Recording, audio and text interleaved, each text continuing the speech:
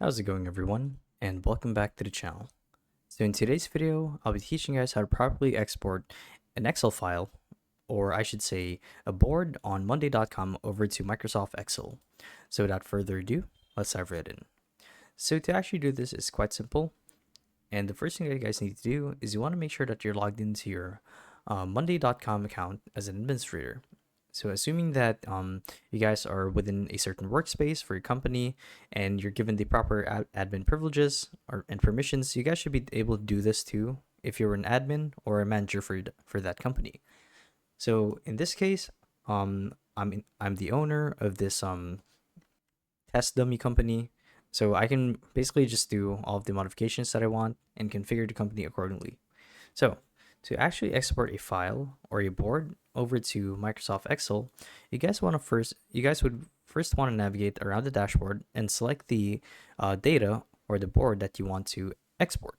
So in this case, let's say that I want to export some sales reports from last week over to Microsoft Excel. So this way, I actually have a copy in my personal computer in the storage. So this way, for situations like the internet being down, I can still access that data.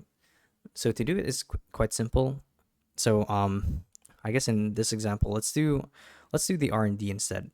So okay, let's say that I want to export all of the data that's related to R&D over at this board to Excel. So all I have to do is click on it, and this should bring up the page or the board of R&D. So from here, what you guys would want to do is you want to navigate to the top right corner of the board until you see the three dots. So the three dots is where you actually get to export the board. And you click on options, and you want to navigate down to more actions, and you'll see right away that there's an option to export board to Excel.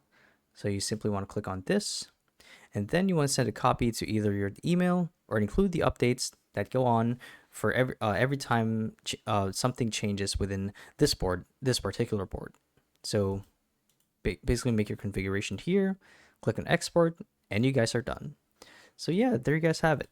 So hopefully this video helped you guys out, and if it did, be sure to let us know down in the comment section below.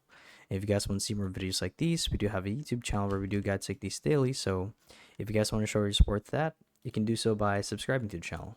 So with all of that said, thank you all for watching, and we'll see you guys in the next one. Bye bye.